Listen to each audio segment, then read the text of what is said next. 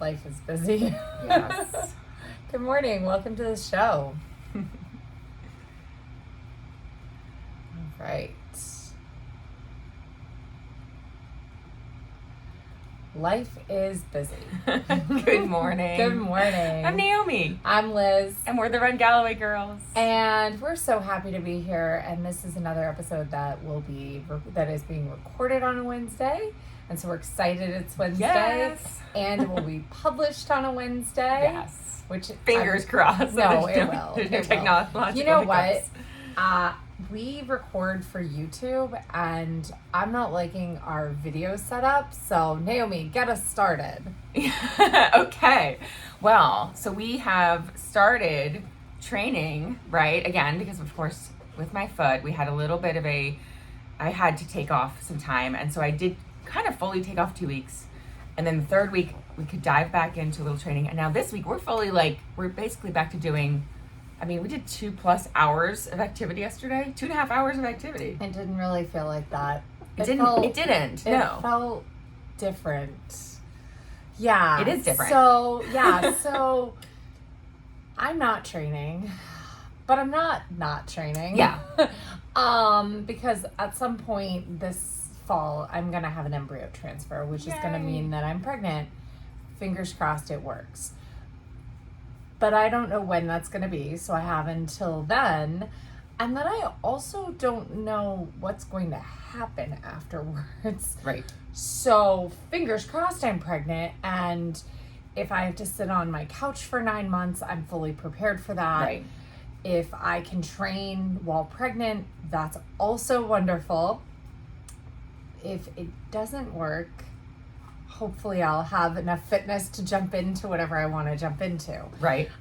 So that's kind of where I'm at. So it's a very weird place to be. Yeah. You're hoping to be able to run a marathon this fall. Well, and with the least conventional training ever. It's definitely a kind of a, long shot. Can I do it? Should I do it? And also it's a to finish. It would not be, I'm not training to race a marathon, Right. but I don't know.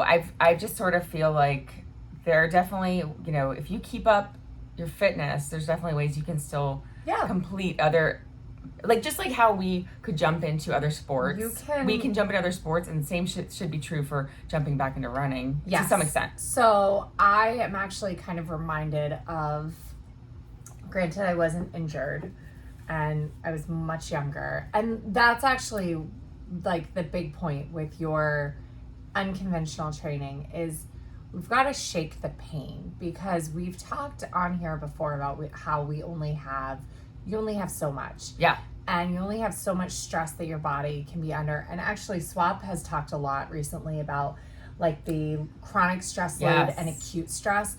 Our bodies are made for acute stress. They're made for a one-time adrenaline burst, get that stress and then recover. Right. It's the chronic stress load that can really affect our bodies and affect our long-term health and long-term performance. And I'm actually kind of reminded, I just finished Des Linden's book. You finished it over the weekend too. And she talks about developing chronic hypothyroidism.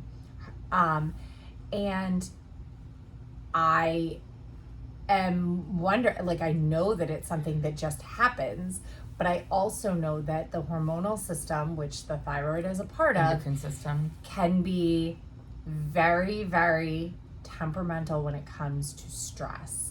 And she did a lot of high-level training, a very stressful high-level training too, with the, Hanson's original distance project. That's who developed the back-to-back 16 milers instead of 20+ milers in order to train for the marathon. That's a lot of chronic stress. She ran years and years of 100-mile weeks. And did that cause it? We don't know. Would she do anything differently? Probably not. Probably not, yeah. But it's one of those things to be well, stress is not good. Chronic stress can have a negative effect. It's really interesting. Yeah, for sure. It's really interesting if you also then read Kara's book. Because Now, who knows how much of this is Albert or Salazar and how much of it was true, but she was diagnosed with chronic hyperthyroidism. Her husband, Adam, was, and several other teammates. Yeah. But there also is a possibility that they were, being told that they had this so they could be taking a medicine that was potentially a performance enhancer, the thyroid medication, because it was helping them. Des's blood work to lose was weight like at 92. Oh, she for real had it though. Like, I'm saying that it's very possible that Kara also did. Yeah. Also develop does. it due to, and developed it due to the chronic stress. Because as we know now with her, is it dystonia that she has now? Kara has the where she has this thing where there's a disconnect, and so she often trips if she's running because there's this disconnect between her brain and her limbs. Oh wow. Oh yeah, this was diagnosed a couple years back, and it crazy. was it was a huge heartbreaking thing for her. Obviously, her book's my next book. But I'm reading Elizabeth Clor's book right now. Yeah. So, yes. But she doesn't talk a huge amount about that in the book, but there's some articles out there from when she got diagnosed and what it is. And apparently it's really common. It's more common in musicians who are using their hands all the time. So it's something that, because you're overusing your feet, you essentially fry your nerves. Exactly. You fry your nervous system. Exactly. And your nervous system gets fried because the hormone signals are depressed or exacerbated or whatever. Our bodies are a delicate balance. And so it's less likely going to happen at such a young and acute age for someone who's a recreational athlete. But these are things that we do have to, this is the other side of being fit, is that it's like a car, a performance car needs expensive oil changes. It needs a little bit more maintenance sometimes than a beater that only commutes to and from work. And not only that, and I think Des touches on it, is that any car, whether it's a beater or your really nice car, has a limited number of miles. Yeah. And our bodies are sort of like those cars that we might have 100,000 miles to give, and that's it. I think that we have way more than I think that there is it's just at what level. It is at what level. It's not that you that the wheels fall off exactly at that point or something. But things have to change. Yeah, and if you burn too hot, if you're running 100-mile weeks like these pros, and if you're running, then perhaps you'll kind of burn out more if you're and then as you get older, you have to change how you're training too. What your body can handle at 25, at 27, at 30, 32, 35, 37, 41 is so different. It's so different. The requirements are so different. Yeah. So, my third marathon where I ran a 4:09, my training bulk was triathlon training. And I was training with, it was 2013, I was training with Team in Training, doing a triathlon, my very first Team in Training event, and I was raising $2,500, which felt like such a big number. And now I'm $25 minimum, no problem, or $2,500 minimum, no problem. It's so funny how things change. But I was biking every weekend with the team. I was not running though. I was running the little 1 and 2 mile runs after for the brick. Wow. But I was primarily biking. I was not doing as much swimming as I should have been doing. I was swimming maybe once a week towards the end of the race. And the race was the weekend after Labor Day. Yeah. So then. But you have a background in swimming and that helps. Right. You're experienced. But my running base was literally 5 miles a week. It was super low, and it was training for a 10K at the end, so I wasn't as focused on it. And I met a woman around Labor Day that was also training for the training for the Marine Corps Marathon, and I was well, can I come and do long runs with you? And she's I don't know, I have to ask my training partner. Her training partner got injured, so we ran the South Lakes 10 miler in September. And we did that and then tacked on 8 miles. So we did an 18. And then 2 or 3 weeks later, we did 14 miles running and 7 miles of walking. Those were my only 2 long runs for the Marine Corps. And I dropped 21 minutes off my first. So It's also funny how much time you can drop when it's your first Yes. couple of marathons. And you're young. Oh my But gosh. especially those first few seasons. So I have also spent a lot of time in the groups, in the Chicago group and in the Marine Corps group recently, like really asking people, because they're like, I did this, what do you think I can do? I was like, is it your first marathon? And really saying, drop your time goal. Do not try to break 4 hours in your first marathon. And here's my caveat, unless you have run under 145 and a half Yep. marathon. If you've run under 145 and a half marathon, go for 4 hours. Go for 3:59. Go for it. You might even blow it out of the water. Right. But if you are over 145 and a half, and I would say if you've run 145 and a half consistently, like you're like 147, 145, 143, 145, like right in that range, go for it. If you are not, like, 9:09 for a marathon is not like 9:09 for a half marathon. Like it's not like 8:30 for a half marathon. You know, like it is a lot harder. It's a lot harder. And I'm reading Elizabeth Clore's book, Boston Bound, which is really cute because it's a lot of blog posts. It's because she was a blogger. Right. So it's like explaining the story and then you read the blog post from the time. So it's really cute. And she had like the same kind of early thoughts of like, well, I've run this, I should be able to do this. Sure. And the marathon is so different. And your first marathon, you should just enjoy it. Just enjoy it. And then I'm also taking a lot of time telling people, slow your long runs down by a lot.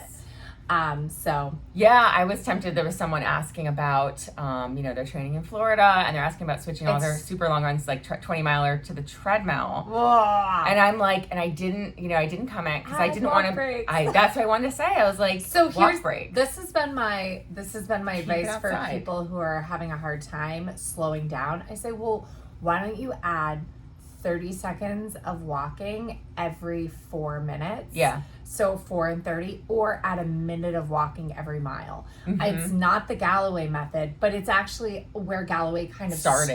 Yeah. So it's a great way to say, okay, well, if your goal is, let's say you are going for that break 4 hour and you're trying to run 9:45s, because I don't know why somebody would think that that's the appropriate long run pace, but whatever. They do. That's what they're being told by their coach or whatever. Right. Okay. So, and you're having a hard time, or even if you're running 9:45s, but it's really hot, add that 1 minute and slow down 30 more seconds. Take that recovery, run it more like intervals, like track intervals, 1 mile with, or you're walking at the beginning of each mile and then like working to drop the time, however it works. So yeah, no, that's great. You just can't run your long runs too slow. And I have like so many years of proof on this. You cannot run them too slow at all, period, end of story. Yep. But you can run them too fast. Yep, and I have that proof of having done all my first several years of training for marathons that way, with the 9:45s to break 4 hours kind of thing, and then have all of my. You had a long run. I will never forget. You had a long run leading into something. Steamtown. Your long one was 8:45 for 20 miles. Yep, it was under 3 hours for 20 miles with Kelly, and we felt amazing. And it was 8:45 average. Yeah. And so then it's all of my training before with those faster paces versus all of my super slow long runs where I've got faster marathons. Than I had before. So, and then there's something to be said about that with the stress load and the hormonal system, the endocrine system too. On race day, you add an extra element of adrenaline. You add this extra thing that, and it stinks that this is the case, but sometimes you are going to be faster on a trail by yourself or with one other person than you are on race day. And part of running the time is about doing it in race conditions and learning to do that and controlling the stress in your body and all of that. So, the proof is in the pudding. It's great if you can run certain repeats by yourself, but they don't really mean anything if your goal is to qualify for Boston and you have to do it on a course, or your goal is to get a certain time on a clock. So It's I mean, although that's silly thinking about it because those goals are kind of ridiculous.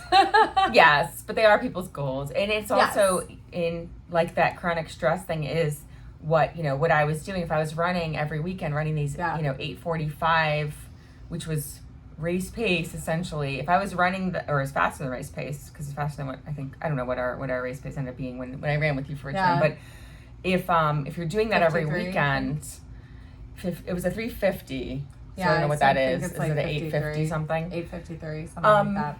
Yeah, so if I was doing doing those faster runs every weekend, that's going to cause more of a chronic stress Yeah. reaction than the one-time acute stress of the race, Right.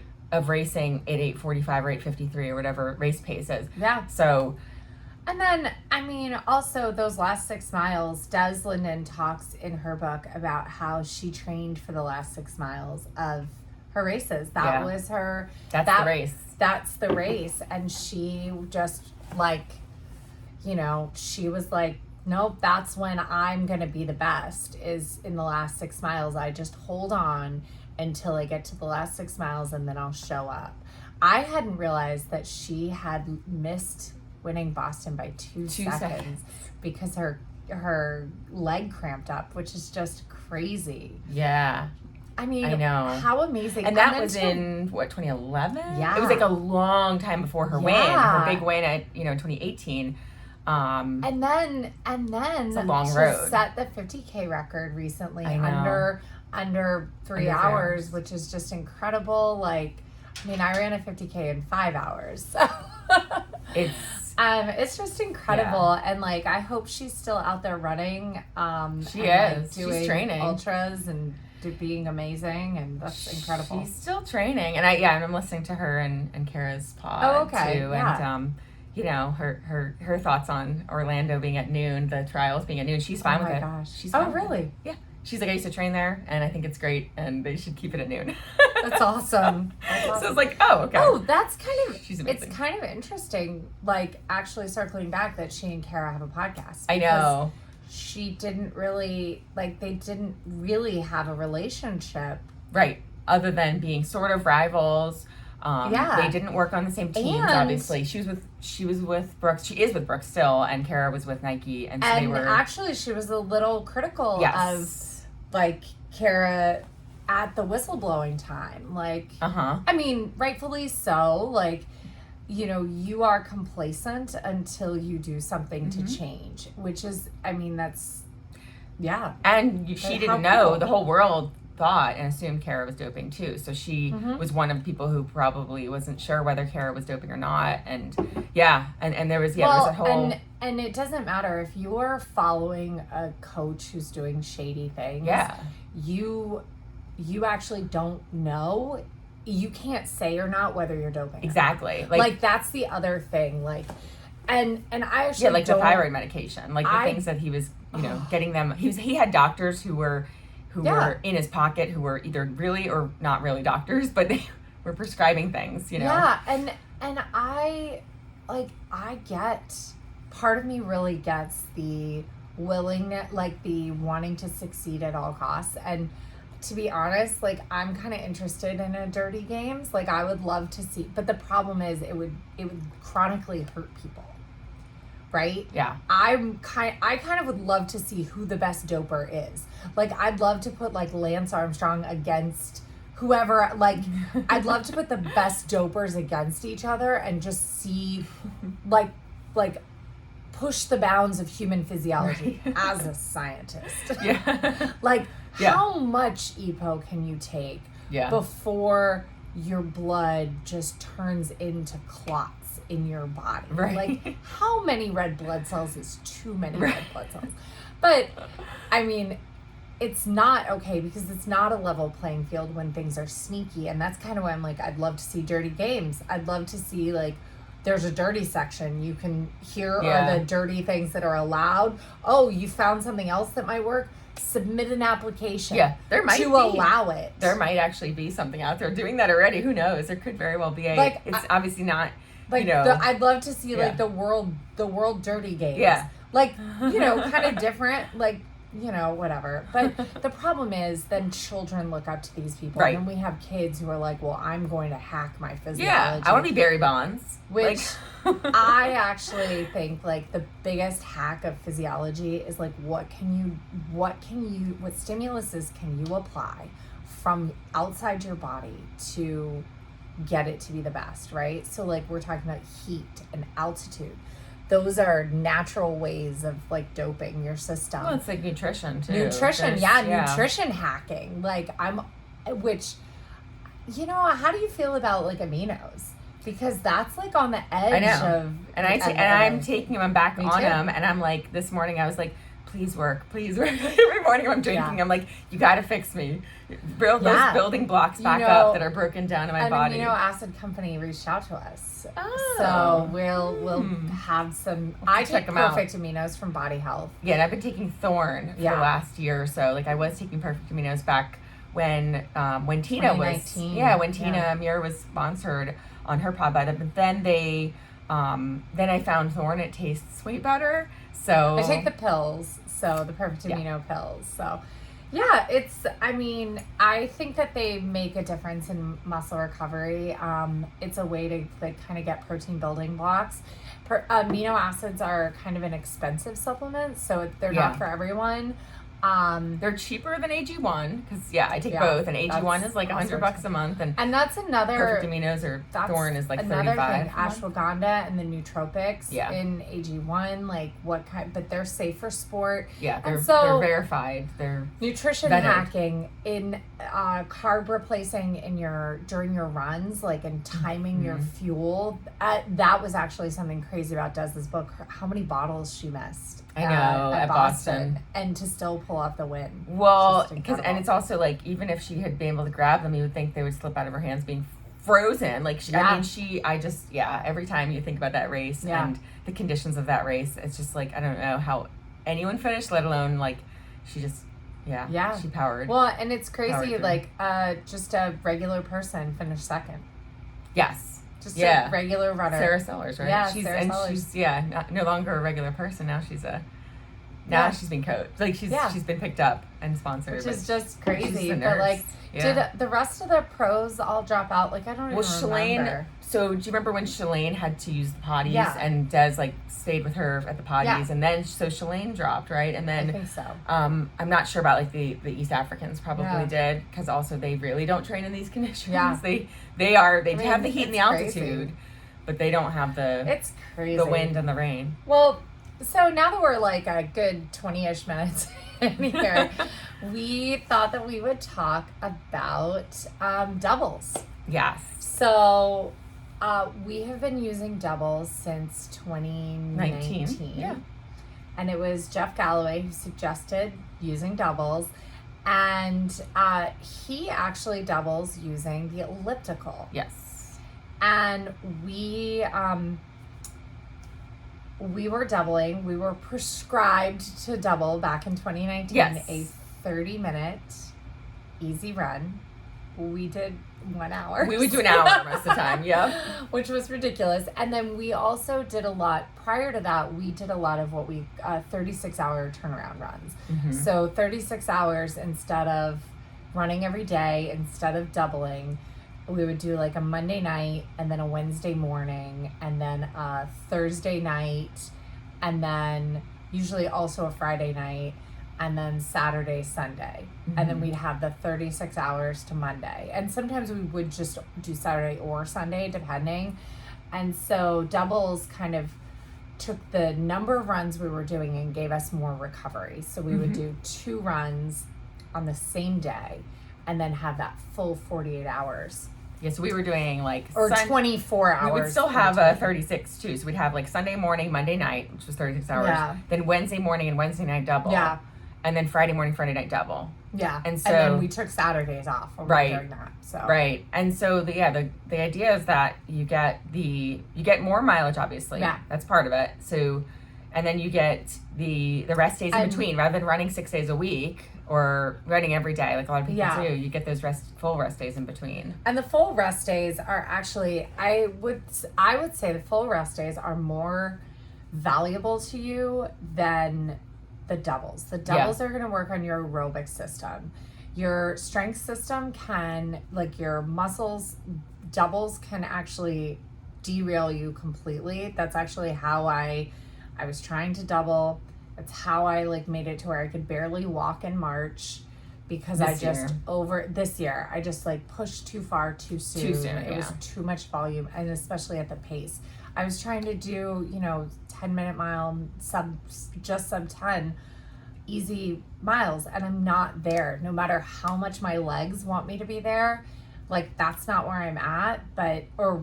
Especially where I was at in March. Right, like, coming back off of like almost no training. Right, that's what my legs speed wants to do, and so I have had to use shorter intervals and just really like calm my horses, hold my horses back.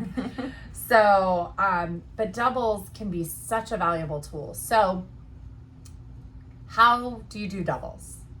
Right. That's the question. That's the question. If you've got this good base behind you, like we did in 19, and you're running, I would say even if you are relatively new and you want to add, or you're coming from 5 days a week and you want to cut it down to 3, swap your days or swap your runs. Yep, swap your runs days. out. Doubles have to be your second run of the day.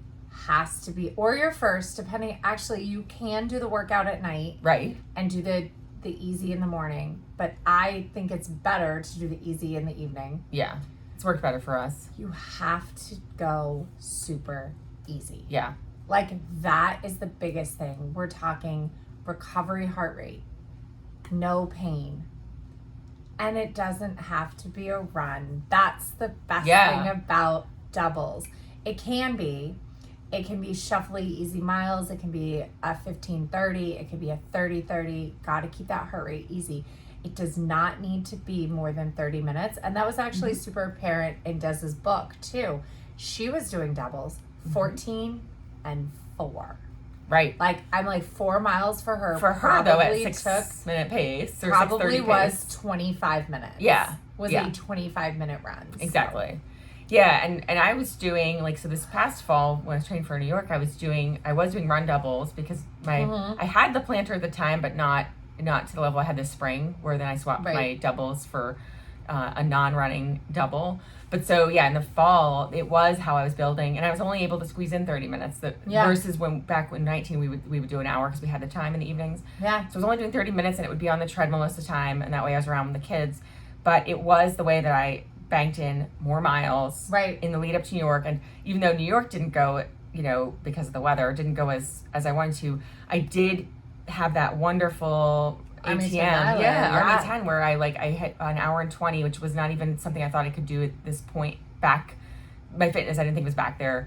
And so the doubles, I feel like, being able to build up to 150, 170 miles per month, not week, was really helpful to have that. And in the spring, I was doing my doubles were all on the bike. And so in the evening would be a 30-minute bike ride, or, on the stationary bike. And now I have my Peloton to do that. Yeah, I did the same. I was on the bike a lot. I was probably cardiovascularly pushing because I had the Peloton, pushing the bikes a little harder than I should have because I was doing classes. And I was just riding and watching TV. I was doing classes, but doubles are incredible. And when it comes to all of this, what we're trying to build is the aerobic system. So that's what the doubles are going to help you with, is the aerobic system, and give you more endurance.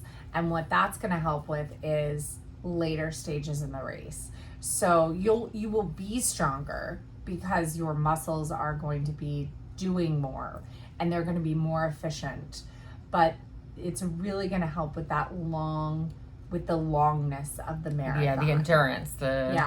And that's why they're less necessary when you are doing shorter races. If you're like 5K, 10K runner, it's not really going to be necessary to do these doubles and in fact, it could be worse for you because you need to be fresh for your intensity of your workouts. Yeah, your You're high gonna have impact a lot more workouts.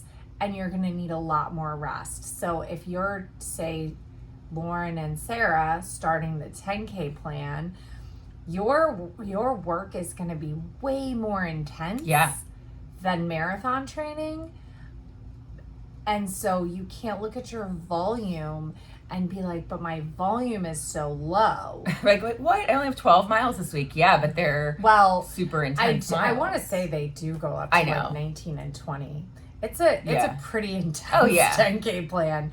But like total volume. But it's multiple intense workouts a week versus one workout a week or two workouts a week. And then there's days that are optional runs. Those optional runs are the ones that you can swap out for any other cardio that you like, because those are your aerobic system works.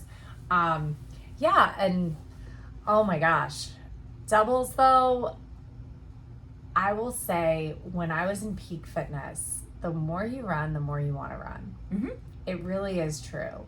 And the marathon is so great because when you're training at the right, and even the half, but when you're training at the right paces for your fitness, it is very easy, if that makes sense.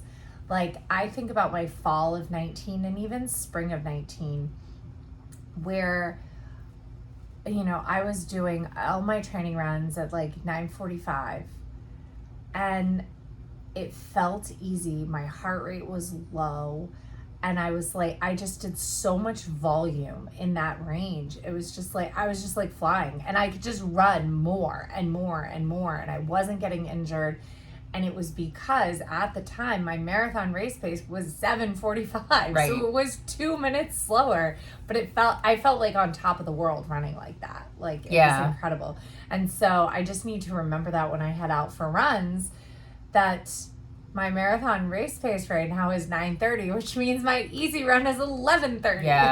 Yeah, it's hard to like wrap your mind around it because your fitness changes over time and throughout conditioning, throughout deconditioning and then reconditioning but I mean the truth is, like, to get better at running, you do need to run more. I mean, that is the truth, and that's what this will be a funny fall experiment to like not run and see if we can still run or see if I can still run. But what do you think the sweet spot for, I think the minimum miles for marathon training, what do you think it is? Like the weekly? minimum per week? Mm-hmm. I mean, probably 20. That's minimum what per I was week. Thinking. And I was thinking at peak. And like, because I did, and that goes against what they say, because you shouldn't have. They say, you shouldn't, the experts or whatever. You shouldn't have your long run make up more than 50% of your weekly mileage, and like that's not true. If you're doing Galloway, your long run might is 100% of your mileage. Yeah, sometimes. I mean, it might be a 20-mile long run, and like you might only have 6 or 9 miles the rest of the week. I have trained athletes successfully to run a marathon on one run a week. Yeah. They have successfully completed marathons to finish without hitting a wall, running one run a week per week. Did they cross train? I've done it. Nope. Galloway. Did they get steps? Like it was just the Galloway. Just Galloway. Just that one long run. Just doing the over distance training. Yep. Just doing like 3 up, down, or so 2 up and a down, 3 week 2 cycles. up and a down, 3 weeks. Yeah, that makes such a big difference too. Again, the chronic stress of like a plan that you do 18, 20, 22 every weekend versus Galloway where you have a down week. Right. And the way that is such a difference. The way that we kind of did it is we would do step ups like 10, 12, 16, 11, 13, 17, 12. So like it was kind of still going up, but with no speed training. Yeah. So we usually have our like 6 mile. Yeah, exactly. Instead because of the we're 12. doing the high intensity. Yeah. So this was way back. This was all low impact. All low impact, all easy, And it's incredibly tough because if you're training for your first marathon or you're early in your season, Naomi is coming in like an experienced runner getting plantar fasciitis. But plantar fasciitis can really derail you when you're brand new to running. Shin splints, all of those things. And so being patient continuing to do what you can at a lower intensity, lower volume, lower intensity to kind of push through is how you're going to be a long-term runner. There are times where you have to come in and cross train. Don't be afraid to cross train. This is also a do as we say, not as we did. I mean, I ran on a stress reaction in my femur until it got so bad that I like had to stop. I was lucky, 18 days off, and everything. I had zero pain after 18 That's days. insane. I know. And well, but then it nothing recovered that fast showed. too. Nothing showed when I was in pain on X-rays or MRI. Yeah. And then 18 days off, and then 2 weeks after that, I went in, and an X-ray showed a shadow. Wow. Showed healing bone. Yeah. Oh my gosh. So, yeah, it was crazy. So It was crazy. for your doubles or for Yeah. your swap outs of like, swapping out a run, how, what's the parameters? And like we talked about easy runs, you can swap out your easy runs. And that's sort of what we've done in the past where we're swapping out all of our easy runs for like a low impact bike ride.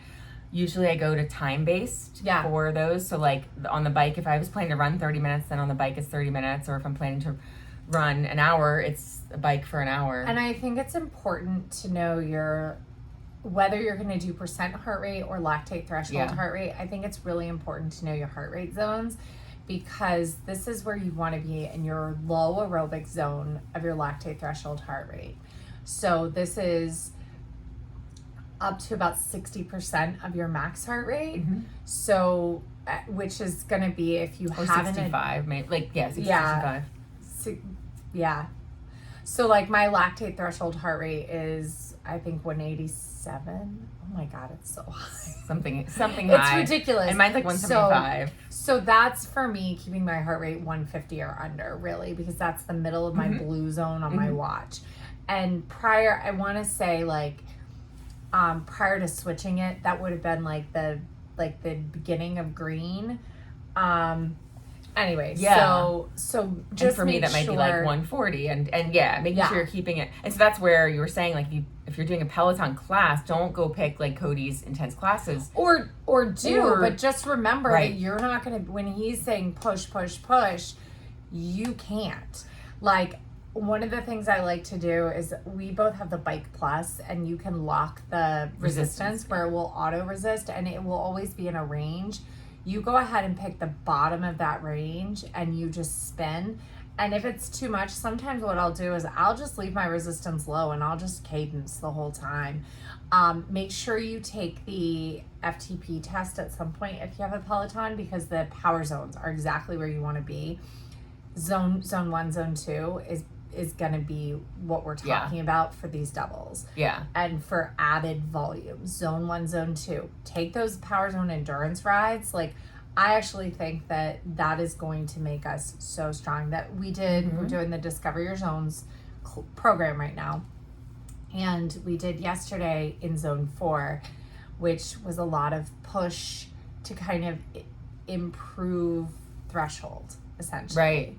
So it's that high aerobic and really getting a lot of strength out of it. Anyway, it's going to be a great experiment to see how this all works. Yeah. So sometimes when people think of doubling, they think of strength training. When do you want to add strength? Right. Again, you want to stack it on your running days, and you want to stack it as soon as you can after your run or your double run. So or there's your double, there's some like controversial guidance out there of that you should actually, some coaches say do it immediately after, and some coaches say 2 hours after. Like they say do recover and get some food first. Oh yeah. So it probably depends on, on what you did that day. Split the difference, 30 minutes, get some protein, get a snack as you're setting everything up. Yeah. That's what I like to do so last night I got off the bike, I took some Perfect Aminos and drank some more. I've been doing the Pedialyte Sport because it's got a little bit of carbohydrate and a lot of salt. So, and Yeah, it tastes nice, really good. Nice So, little recovery. I took some Perfect Aminos because Brian was cooking dinner and I knew I'd be eating dinner right after, and I had honey stingers on the bike. So I took that thinking like, all right, this is gonna help with my recovery right now, but it's not gonna affect everything. And then I did an arms lift. So I did 25 minutes, 2 10-minute like I did a chest and back and then an arms and shoulders workout and then an abs workout. Abs you can also do every day. Why though? I like my days off. Right.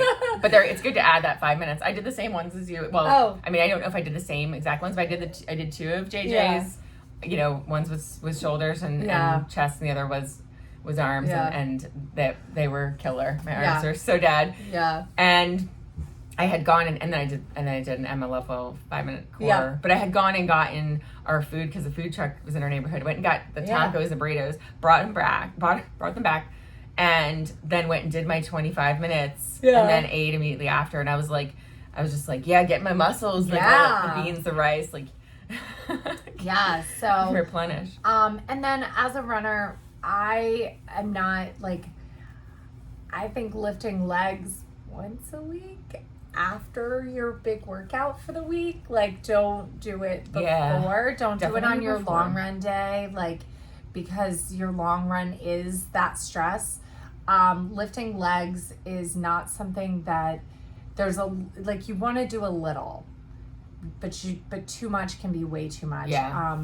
I would definitely check out Speed Legs and Mountain Legs from Swap. Yeah, those are both really good. They're on YouTube. Yeah, they're on YouTube. Those are really good programs specifically for runners.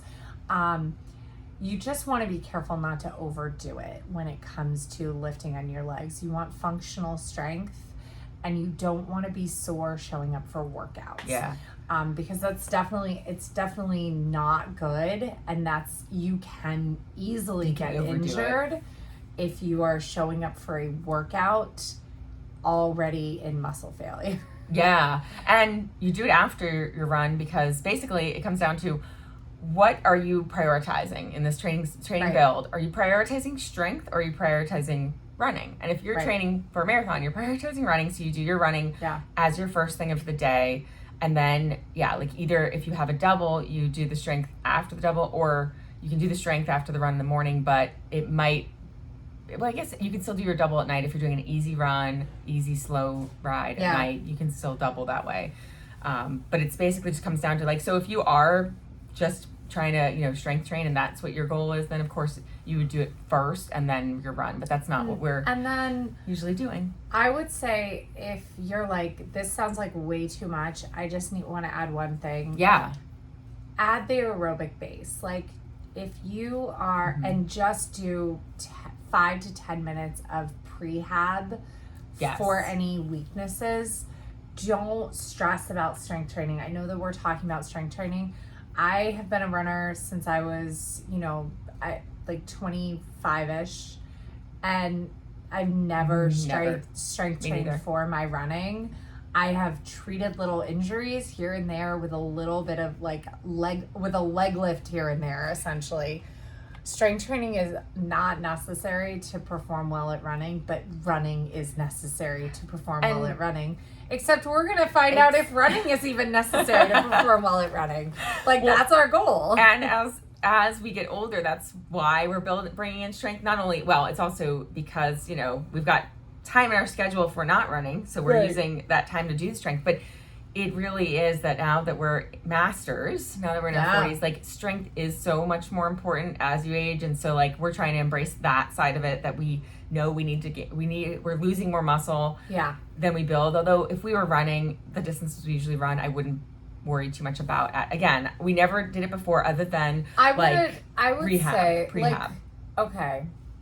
I would say that if right now, if we were both healthy and able to start a marathon block, I would probably and I generally coach us, Jeff gives us kind of the outline of what to do, and then I kind of tweak it for us, and because Naomi's so good with the flow about it, it's great. Or maybe she's like, okay, I'm just relinquishing this so that I don't stress about it. I just love to have someone tell me what to guide me. So I would probably have us do a lot of arms and back and shoulders lifting, and I would say we'd probably lift legs once a week. And we're not even, and that's pretty much how we're following it now. And maybe even once every 2 weeks. Mm-hmm. Just because I would probably do it on our high or our middle week. So we'd have no legs during the off week. We do legs like at the start of the first build, and then at that high mileage week we'd have no legs because we need to be strong for that high mileage week. Or actually, no, I'd have us lift the high mileage week because we will have just done the workout. Yet the 3-week cycle thing, it's like, where do you put it? Yeah. Well, where do you put the lift? And it's great because it gives you that flexibility because some weeks are the down weeks. So, but and then if you're looking to just add one thing, like for strength, just for prehab, rehab, I would just Google Myrtle, MYRTL, Myrtle routine. And that's because that's what's going to be like the most beneficial for most runners. Because that's where most runners have their weaknesses is in the kinetic chain that's related to your glutes. And and the Recover app. So we really, if you pay for Strava, we really love the Recover app from Strava. We haven't been using it because we have the Peloton app now, but I mean, I was actually thinking about it the other day with the calf and lower leg program is so good. Mm-hmm. And it did help me recover. I was like, I should probably like throw this in. Yeah. Like at least once a week. I am having right calf tightness mm-hmm. that is causing a little bit of heel pain on my right foot. It feels like a little bruise on the bottom of my heel. Yeah. And I'm like, oh man, but I know it's from the calf tightness because the calf tightness started first. And I started to think about your planner and how hard it's been for you to ditch. I actually think that it's starting from your high hamstring tendinopathy. I don't think that that's gone. I think that it's asymptomatic because you've changed your foot strike because it's the same leg, right? It's the same leg, but I think it's the calf. But remember, this whole leg I think it's turns down the entire kinetic chain. Yeah. And I actually wonder if it's possibly starting in your low back. And so I'm like working on, I think, okay, so this is just me and my ADHD. It's Dr. Liz. I have literally been thinking about this all day yesterday. Good. And like for a while I've been thinking about like, okay. And I was like really focused on the foot and I'm like calf and I'm going to come up with a routine that is going to be like low back and hamstring intensive. And you're going to be like, how is this going to fix my foot? And it's going to fix your foot. It's going to fix it. I believe it. So I also have needles. I'll try needle. There we go. I just they're IVF needles, but right. We just need, it's like we need forensic science, my gosh. Dr. Liz to figure this out. It's, I think it is related to hamstrings on a lot of people too. And and again, for me, the reason that leg is always the issue is that it is not straight. It's not in alignment and my hips are off. And that's going to be something I'm just going to deal with it's a lifelong thing that I have to deal with. Hey, Penny. Oh, Penny is really like, she's ready to go outside. She's ready for us to wrap this up. But we are so excited for to try this. We're so excited to find out how much can you not run and still be a runner. Because we've swapped out like 30%, I would say 20 to 30% easily in the past where those were bikes or something else. And interestingly, I was talking to Cheryl Young, who's a photographer for PR races, and she said that her second fastest marathon was done with 3 days a week of pool running. And she now is a huge elliptigo person, and she runs like, I don't know, a 110, 112, 10 miler was her race this spring. Like she's very, very good runner, very fast. So it'll be interesting to see how much we can do. You know, I'm actually hoping that this kind of opens up triathloning for Naomi because I think that that's something that I want to do. I don't know if full Ironman is something. I definitely would like to do another Olympic distance triathlon. Because it's about a 3-hour effort, which is Which right is like where the I want nice, to be. yeah, that's like the perfect place because, it always feels like, it's like with halves and fulls. It Yeah. always feels like something in between would be Right. the right distance, 18 So- miles. So for an Olympic distance triathlon, breaking 3 hours is like breaking 2 hours and a half. And I want to say like my best time is like 3:06 or something. Oh, so you I'm gotta, like, you have something to aim for. Exactly. Because the year that I was probably like primed to break 3 hours, oh, actually it might be faster than that. I don't know. But one of the years I was like, oh, yeah, that's what I'm thinking. Okay. So they canceled the swim one Oh, year okay. that like I was like in prime shape Yeah. to like do it. And you didn't have the chance Yeah, to like actually exactly. show it, to prove it. So, and I was like so much faster on the bike because I got shoes. Because that's another thing with tries. Like the gear can make you faster, which is nice. Clipping in makes you 10% faster. Oh, cool. Yeah, which Wow. is really, really cool. And that's another thing. The bike is stationary on the road. It's a great form of transportation. And when we're talking about all these doubles, and we've talked earlier about sneaky low aerobic base, your double could be a family walk. Your double could be a family bike ride that is nice and slow and easy. Nothing is too slow to build that aerobic base. Joyful movement, at all times for all reasons. Because I was actually thinking about steps and how just to improve in running, if you're someone who's easily getting your 10,000 steps on running days, but maybe falling short on non-running days, focusing on getting that 10,000 or even 12,000 on running days or non-running days could have a big benefit overall.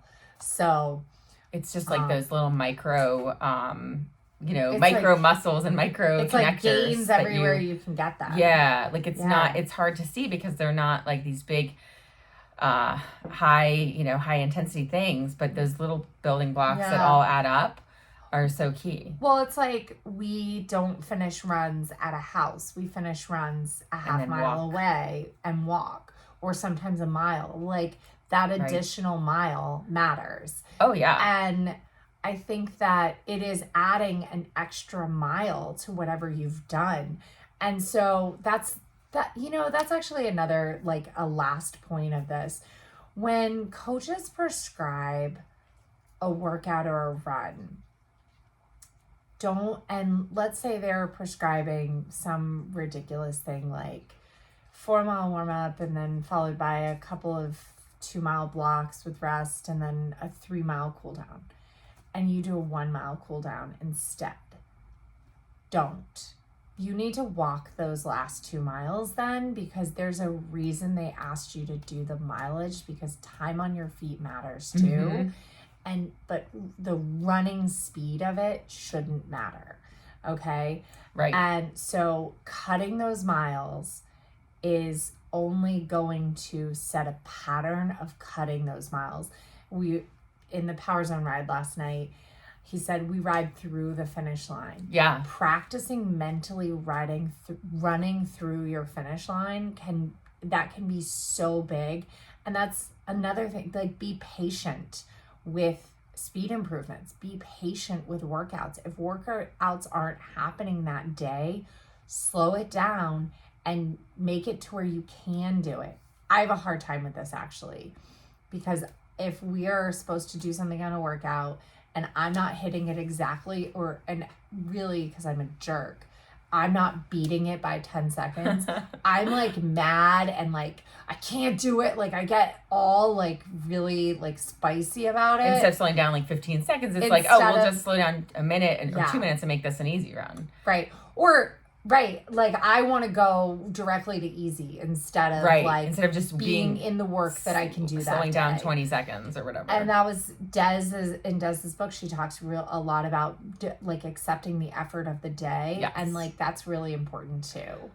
But then also not being stupid and like This felt easy today. Just because it felt easy, you have to look at the heart rate too. Like there's a little bit of judgment there. And don't overdo it. Yeah. And the walking at the end, like if we hadn't done, so on the day that we did our 21-mile progression run and then a 4-mile walk after, if we hadn't done that 4-mile walk after and gotten ourselves to 25 miles, I don't know that we would have had such a good day at Mountains to Beach this year, because that was our only over 20 miler.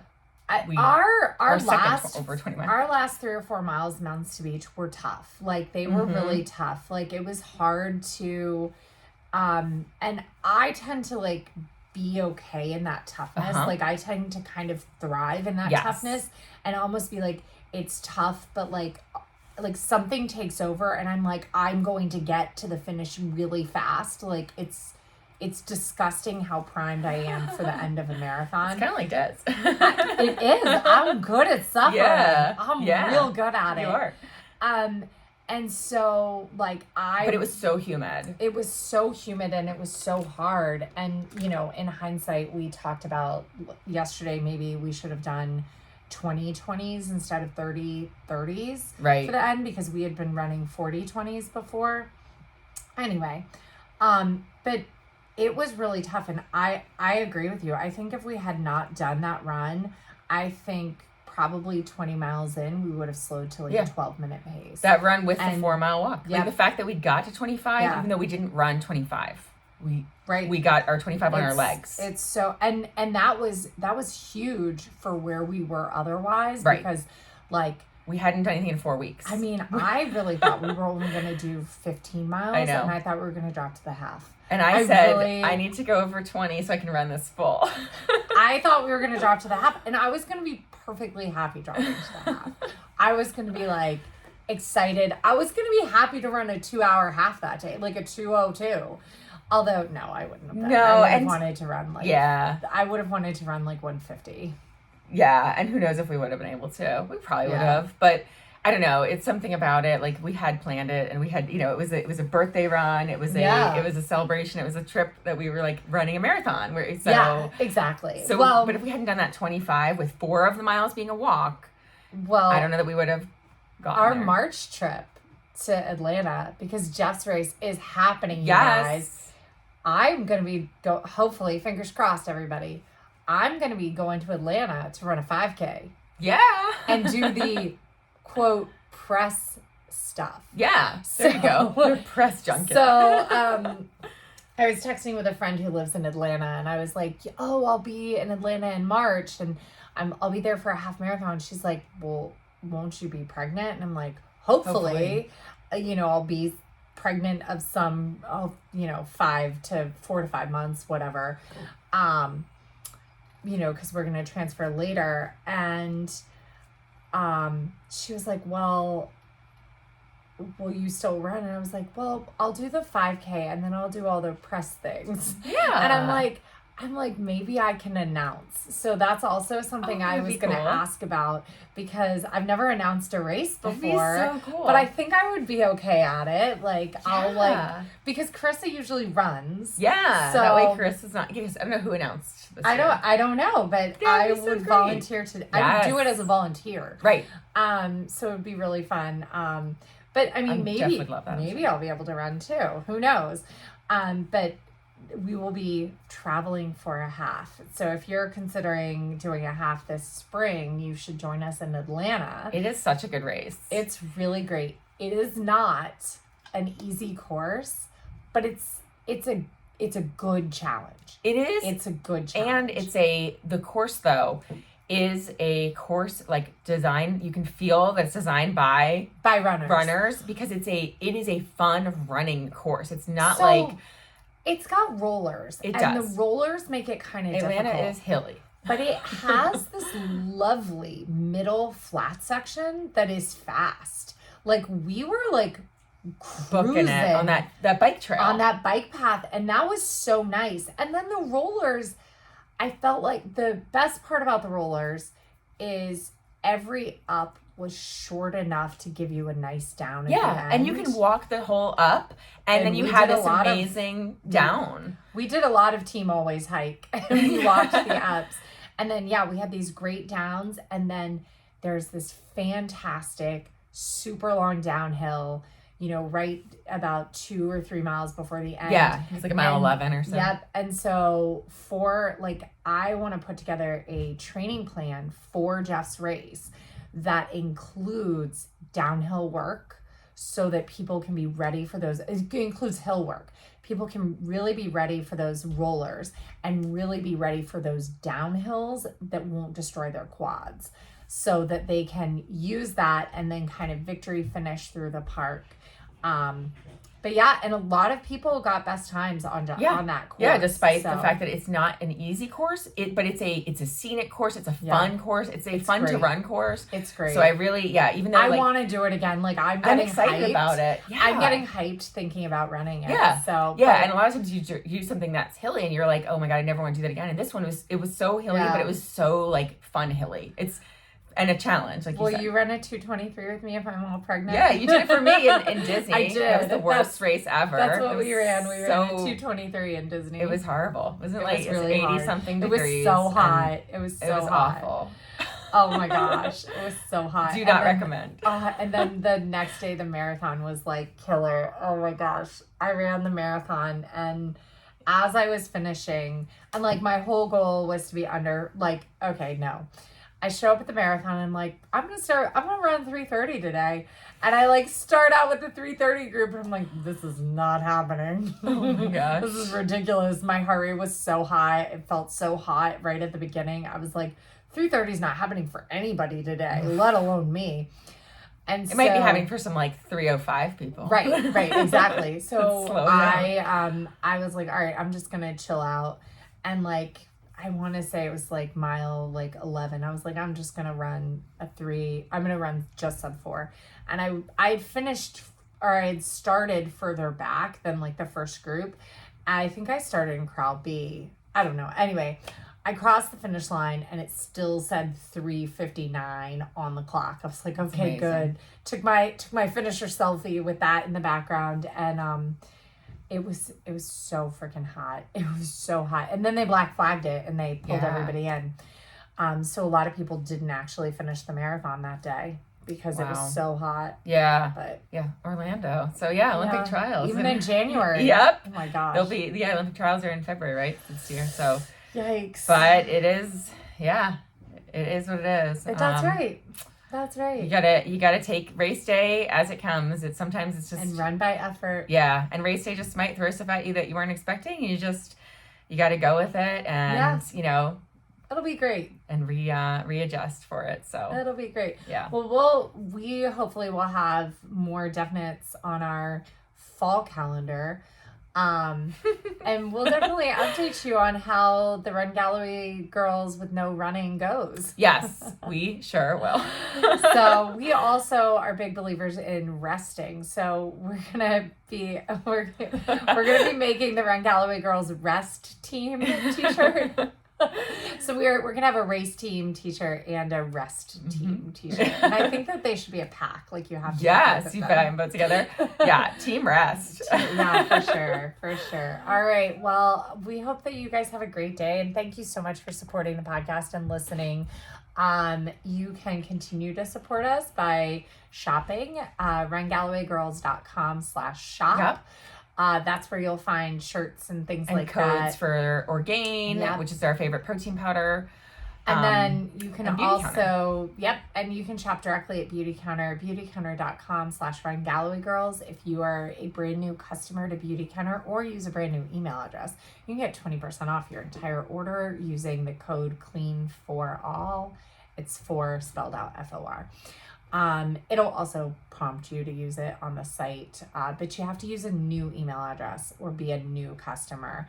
So hopefully you guys have an amazing, awesome, incredible day and really enjoy your running and enjoy your joyful movement or your resting. All right. We'll see you later. Bye. All right. I gotta get Penny, to the doctor. Pull my arm off. Oh, it's sorry, it's late. Oh no, you're fine. Over here. At least you had it all set up. I'm just gonna leave this. And bye. Oh yeah, bye. You too.